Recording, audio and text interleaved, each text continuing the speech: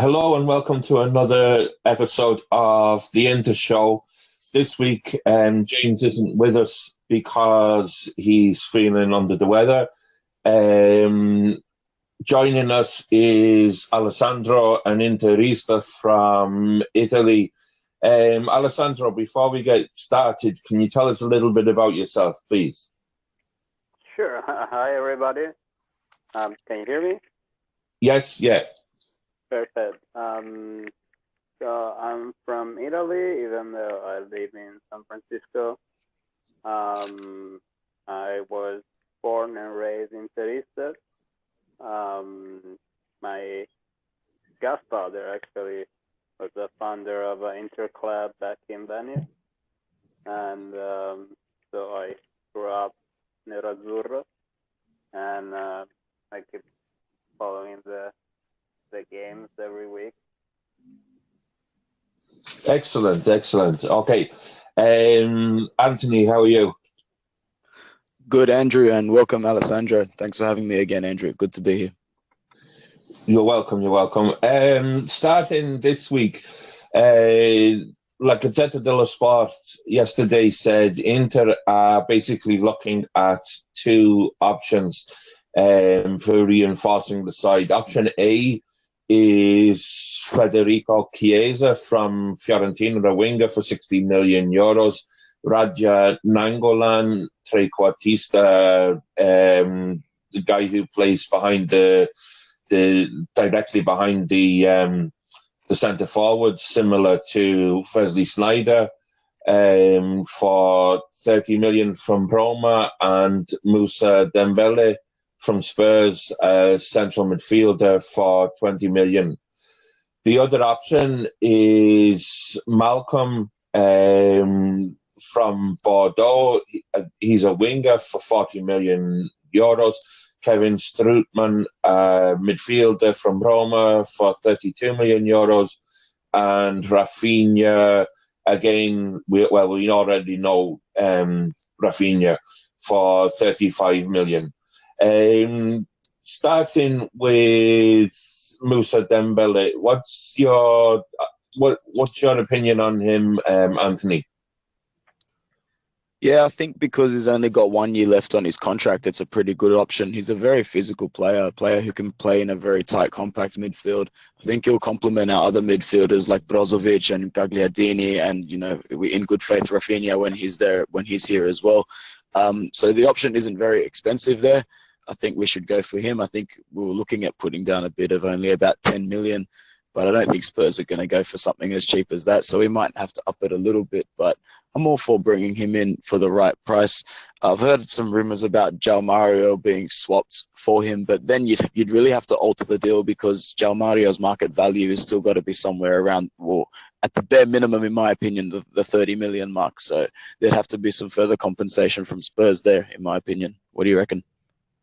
Yeah, I would agree with you. The only thing that I would be wondering about is how far João Mario's value has actually declined, given particularly last season and the poor sort of first few months he played with us before he went to West Ham on loan.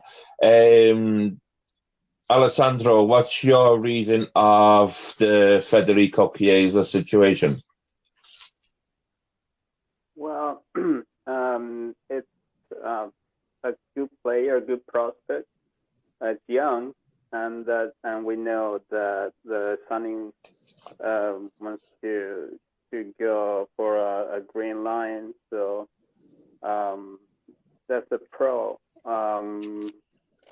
The cons is that so far we've seen just one season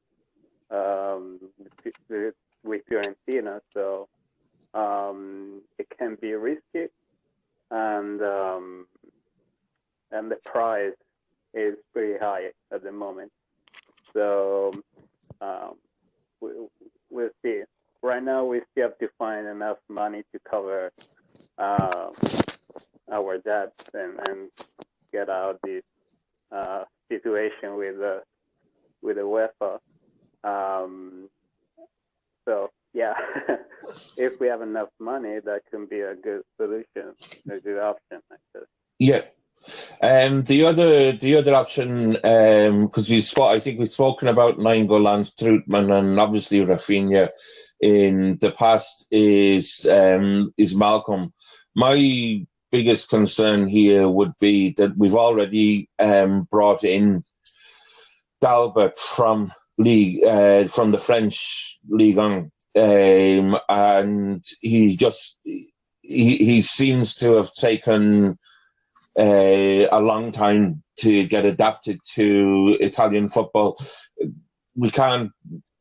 This isn't intended to be offensive to anyone who follows the show, but it's also a fan of a French football team. But Ligue 1 is significantly below the top 4 leagues in terms of quality, other than perhaps Paris Saint-Germain. And I just think that if we need these guys to be hitting the ground running, it's very difficult to switch from Ligue 1 to Serie A and be able to put in the kind of performances that Inter would be looking for sort of immediately. And 40 million is quite a price tag for a player that you wouldn't be certain of making an immediate impact. Anthony, what do you know about Malcolm? Look, I don't know too much except for a bunch of obviously highlights and showcases that I've seen, but they can be quite misleading. Obviously, when we were linked for him, I started to get more involved because I don't follow Liga, and as you said, it's the quality, in my opinion, as well, is a little bit below Serie A. But I don't necessarily think he's a player that would struggle too much to adapt to the league. Of course, he may struggle a little bit, but he's not going. Is he going to the World Cup? Do you know by any chance? Not. I'm feeling he's not. I stand to be corrected on that, but I don't think he is. No. Okay. Well, in that case, if he's not going to the World Cup, I guess he does have a good amount of time to train and to get ready for the season ahead. But, I'd echo your thoughts on being skeptical about it, given Dalbert's transfer. But I'd maintain the faith that he would be a good signing, especially if our manager has backed him. Spalletti is the kind of manager that if he goes for a player, he's going to play him. He's not really beating around the bush with anybody. I've heard a couple of people say that, it could be another Gabriel Barbosa incident. But I maintain the faith that if Spalletti is accelerating for this kind of transfer, then he has plans to start Malcolm in that right position in Serie A straight away. No beating around the bush, no short 10-minute cameos or anything like that. He'll be an effective player. So I maintain positivity for a Malcolm deal if it was to go down for about 40 million. But anything more than that, it's a bit too much. Okay. Yeah, I can see where you're coming from. I need to be sort of further convinced on this one, but you do make some very good points. Gazzetta seemed to be outlining these as two distinct options, though I don't understand the reason why, but that's the way that they were reporting it, that it's either option A, which is Chiesa, Nainggolan and Dembele, or it's option B, which is Malcolm, Strootman and Rafinha. Thinking about those two options as being distinct, Alessandro, which would you go for and why? Probably with the first one, mostly because I really like Nainggolan, and so if Nainggolan and Chiesa already know Serie A. Dembele, for the leader I know, I'm not the biggest fan. It looks pretty slow. He has a big structure. It's really tall and big, but probably a little bit too slow for Serie A. But if that's the option, I take the first one. Okay, and Anthony. Sorry, what was that? I actually missed out the last 10 seconds. Okay, in terms of as I couldn't understand. They didn't actually specifically say why, but Gazzetta seemed to be reporting the Plan A, the Plan B, and signings. C. Yeah. Yeah, I'm not too sure either if it was just speculation to try and separate our main targets down the middle because there is a little bit of quality in the gap there, and I guess value as well. They kind of separated it due to market value. Look, I'm all for getting Chiesa. If it costs a little bit more, I would still take him over Malcolm because just the adaptability of playing for Serie A. You mentioned it. I'm not too sure if it was last week or the week before that he's pretty much reached that level in the Serie A where he can't keep playing for a team like Fiorentina or Lazio or Sampdoria. He's ready to take that next leap up to one of the bigger clubs, and I think he's ready as well. So if Chiesa did cost a little bit more, I'd still be all in for him. So plan A, plan Chiesa. That's what I say there for the wing. For me, I've been sort of so impressed with Rafinha, and I also like Kevin Strootman. That I would probably go with option B, with the risk attached to that of Malcolm. I think Rafinha made such a big contribution to our season towards the back end of it that it's really a no-brainer to go all out for him. Alessandro, though, I've been speaking to you outside of the show, and you have a slightly different opinion of Rafinha, I think. What's your view on him? So I think he's a really good player. Don't get me wrong. I have nothing against Rafinha or Cancelo. But I think I don't agree with a lot of other supporters. Like I don't see them as fundamental for the new season.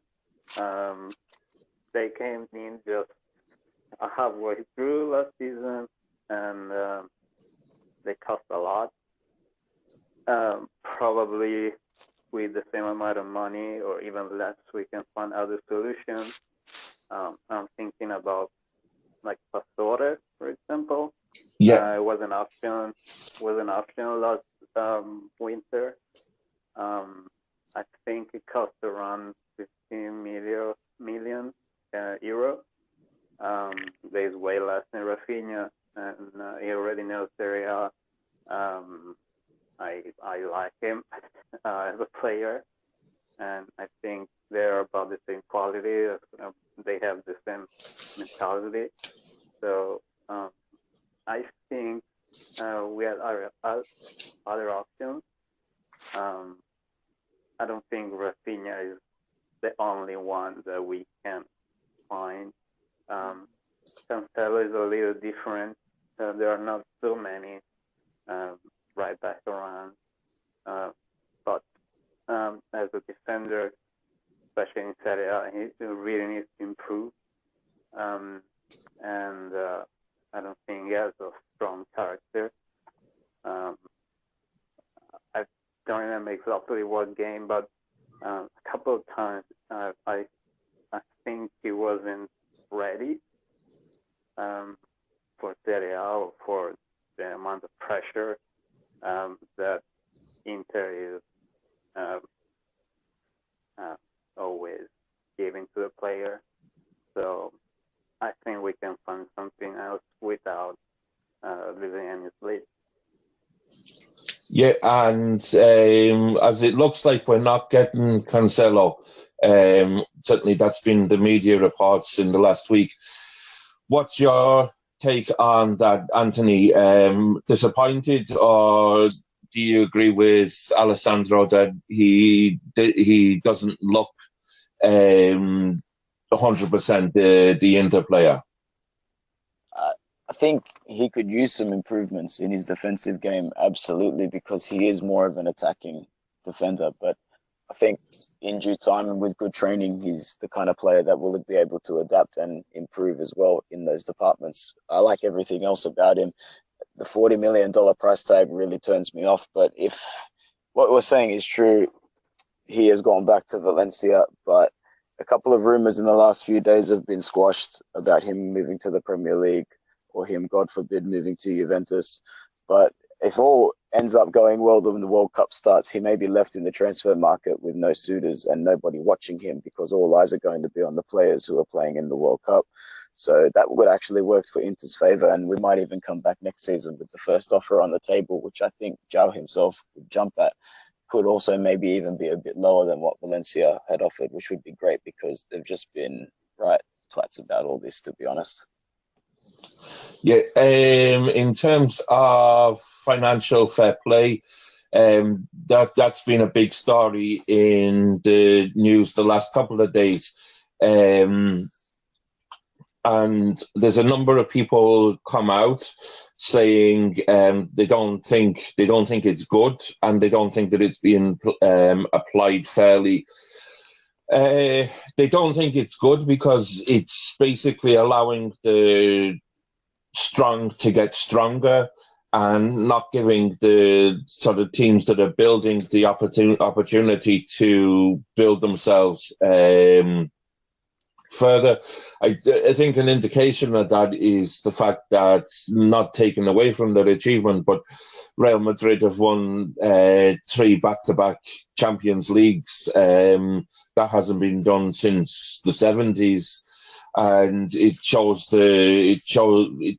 is reflective of their quality as a team, but it's also reflective of their financial power. In terms of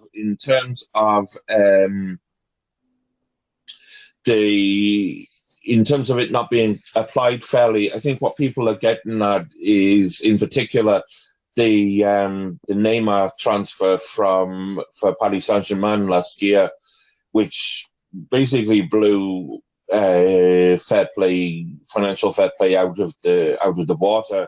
And they haven't looked like they're going to get punished on it, and they almost look like they do look like they're ignoring the regulations. It seems that it's being applied to some teams quite harshly, and it's not being applied to others. I can actually see a situation where financial fair play basically ceases to exist, because I don't know any other industry where you tell the owners, sorry, but you can't invest your own money in growing what's effectively your business.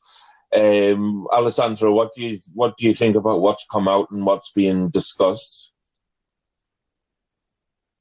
Yeah, the PSG situation is really weird.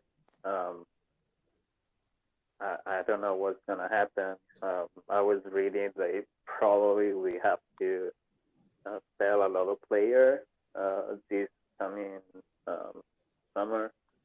I honestly have no idea what's gonna happen. The Real Madrid situation is slightly different because they spent a lot of years in the Champions League, and so they have a lot of money coming in from that competition every year, and so they don't need to sell a lot of players, because basically between the stadium and all the money coming in from Europe, from the Champions League,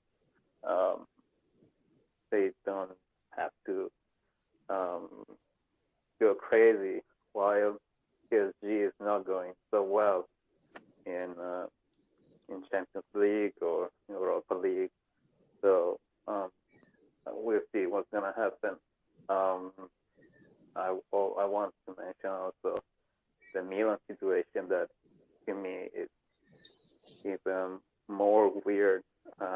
Every day they're talking about new players on the market, like they want to buy a lot of new people, and I honestly don't know what's their real situation, financially speaking. So I don't know. Yeah, it seems strange with Milan. Milan are being, on the one hand, being threatened with being kicked out of the Europa League because UEFA are saying that the financial planning doesn't meet financial fair play regulations. On the other hand, they're looking at spending quite significant sums of money on various players. Part of me wonders whether, I mean, the Europa League has never been a favourite, particularly of the big clubs. I know Atalanta were desperate to get into it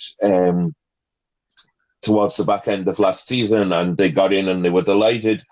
For them, it's a great opportunity playing European football, and European football is something that they haven't really played that often in their history.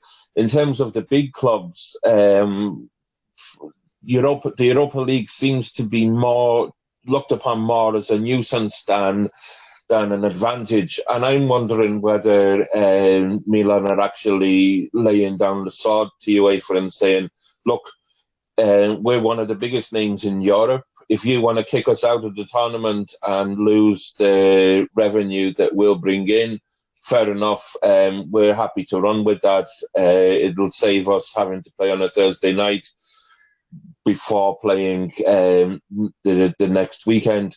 And we're just going to go ahead with what we're doing anyway. Maybe I'm not saying that is what they're doing. It's what it looks like to me.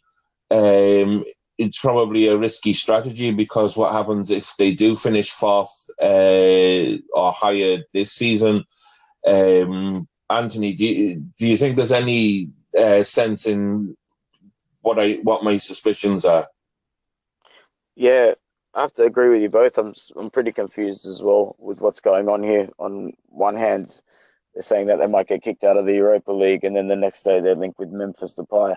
So I'm not too sure, to be honest. But whatever is happening here, it does seem pretty serious. And in terms of the Europa League, I agree that it can be very much so of a burden, especially for those teams who have to go from scratch and go through the group stages.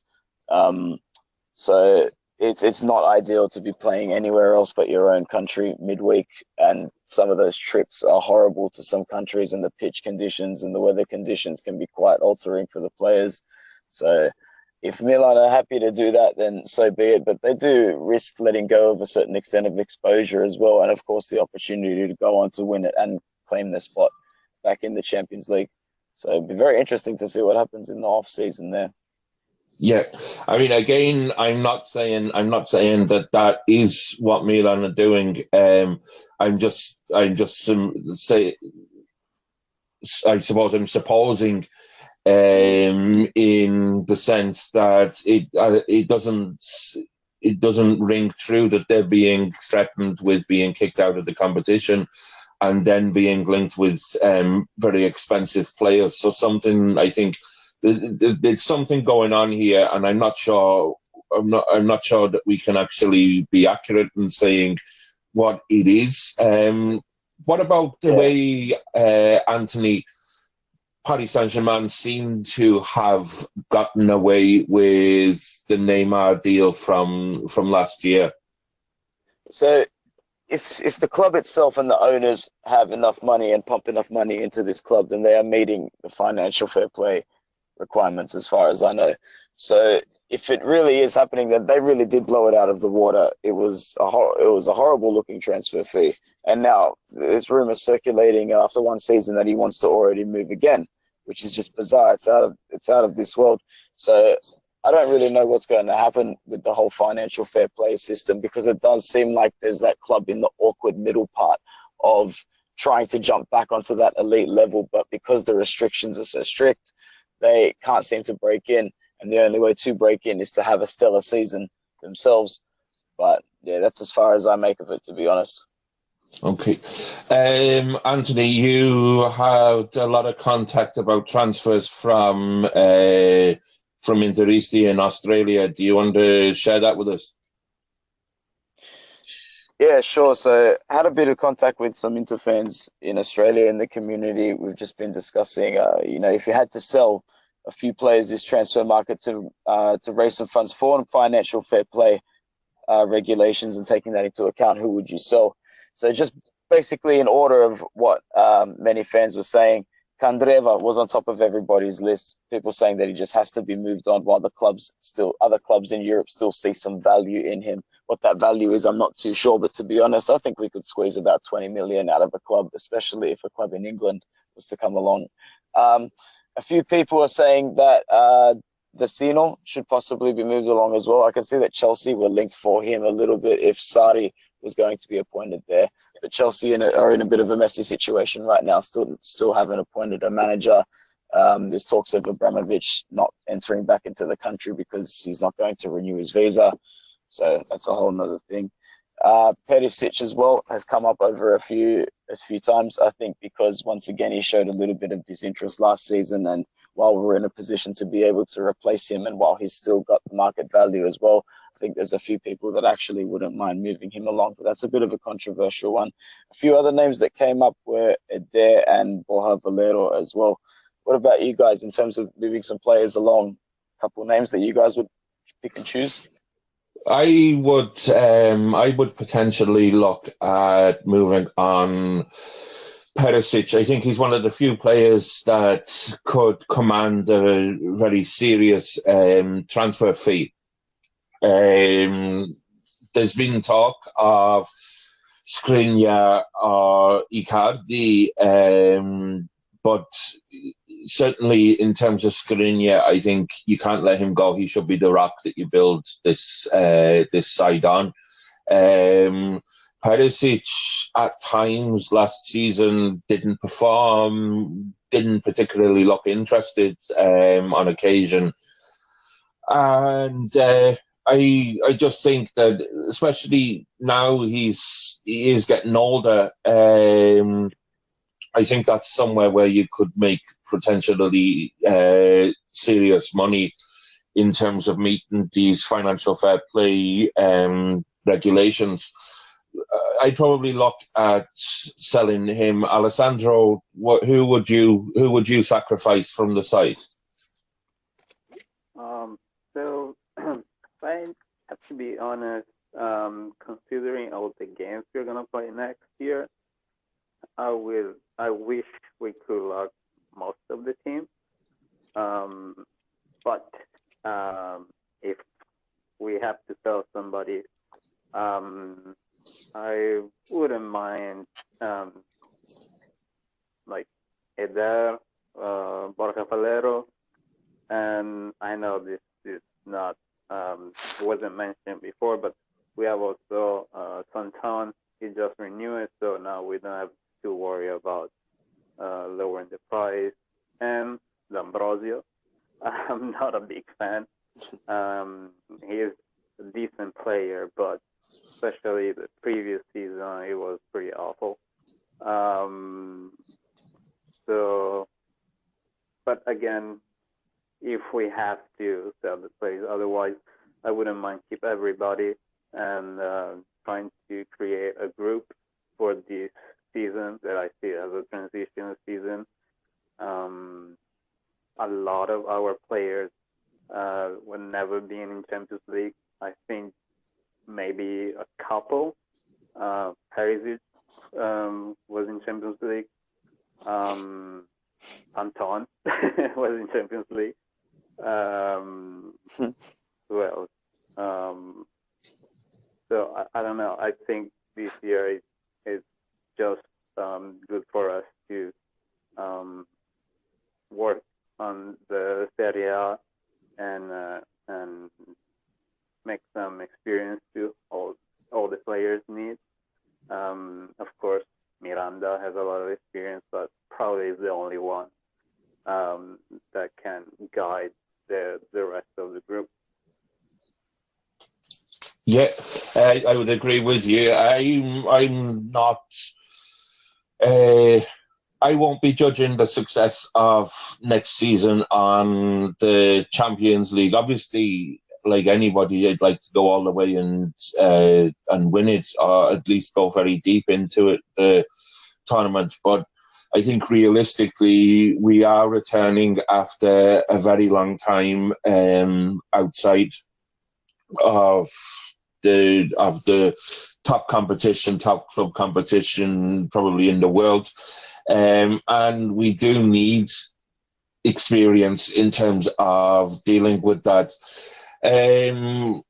I would be judging the success of next season more on the league, and certainly I think at a bare minimum we should be aiming for fourth place and tying that up in a slightly easier fashion than in the season just past. Some good news in terms of the Primavera squad. They won yesterday against Juventus 1-0. Nicolò Zaniolo scored, and they're in the final against Fiorentina. It always seems to be Fiorentina with the Primavera side. They beat Fiorentina in the Viareggio Cup a couple of months ago in the final. Now, that's the Primavera final is on Saturday at 8:45 in the evening Italian time. It's actually being televised in Italy by Sport Italia, and the good news is that you can stream from Sport Italia's website their live coverage, where I think wherever you are in the world. Certainly you can in Ireland. And you don't need to use a VPN or anything technical. You just simply go onto the website and it's there for you to stream. So that might be something to look out for. In terms of history, I think we're probably going to, from next week on, suspend the history section of the show, because obviously it's very rare that Inter would be playing deep into June and certainly July at any point of its history. So there's probably not that much for us to cover on that until the season restarts. But just a little bit of interest this week. On the 2nd of June 1940, Inter won its fifth league title. Now, they actually won the title as Ambrosiana Inter, and people might be wondering why they were called Ambrosiana Inter. Well, this was a policy during the Mussolini years in Italy, where he wanted to Italianize things as much as possible. Inter, and particularly the name Internazionale, didn't go down well with his regime, particularly because of Internazionale and the maybe arguably tenuous connection to the Internazionale, which was a communist anthem, and a number of clubs around Italy were encouraged to take up Italian names. St. Ambrose is the patron saint of the city of Milan, and that's why Inter went with the name Ambrosiana Inter. However, the fans basically ignored the name Ambrosiana and stuck with Inter. And obviously, when that regime came to an end, the club reverted back to its original name. It was also a week with quite heavy significance in Italy, because it was the 1 week after that date, Italy actually entered the Second World War, and obviously that's a historical subject in its own right. Moving on, in terms of the all-time Inter 11, the first results came in from the poll that we've been running. We're running it in the past week for goalkeepers. Starting today, we'll be running it for right backs. 155 votes came in, so thanks very much to everybody who voted. Julio Cesar won with 55%, and Zenga came second with 37%. I agree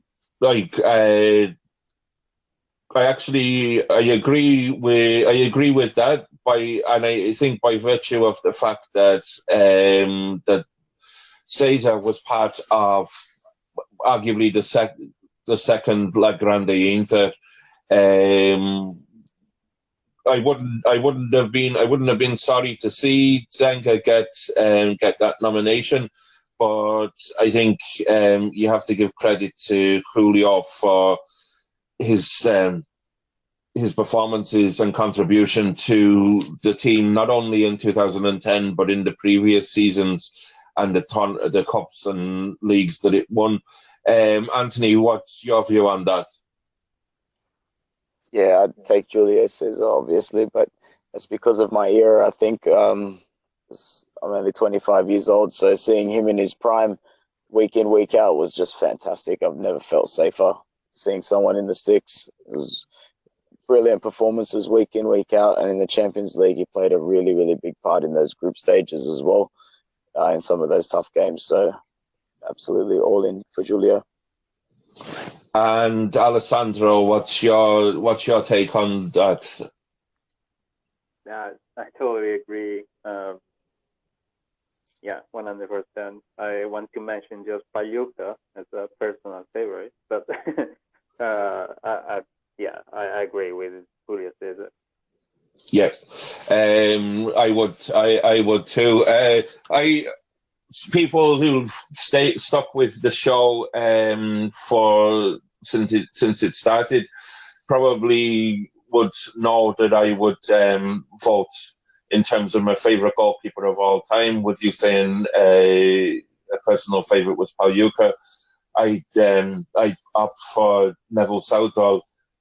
Unfortunately, though, he never played for Inter, so he's redundant in terms of voting for in terms of Inter's all-time 11. Anthony, who's your favourite all-time goalkeeper?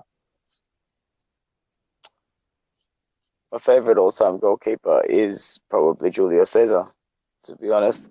Being Italian, though, this might disgruntle a fair few Inter fans. I do have a very, very soft spot for Gianluigi Buffon. I do think he's the best goalkeeper of all time.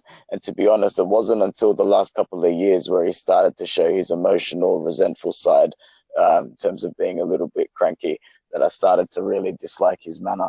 But to be honest, I will come out and say that besides Julio Cesar, I do love Gigi Buffon.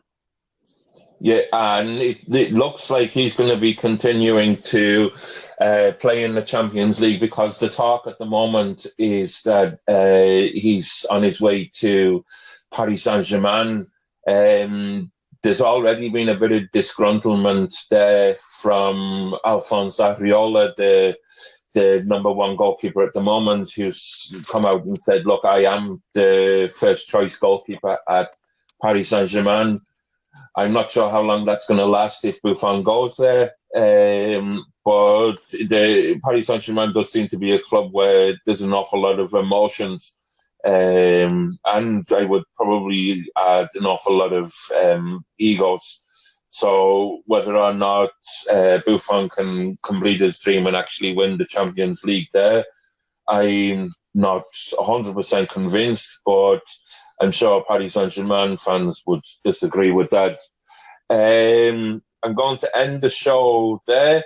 Thanks very much to Anthony for joining us again, and thanks to Alessandro. Until next week. Forza Inter.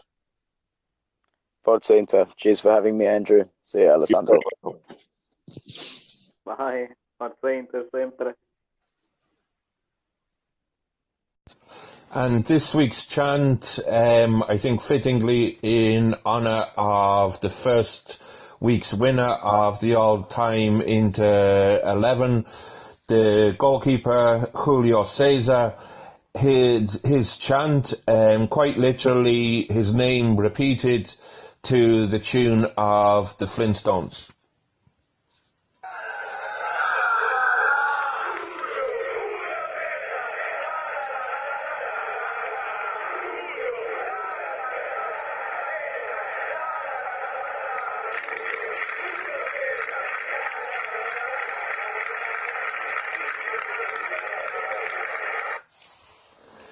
And until next week, Forza Inter.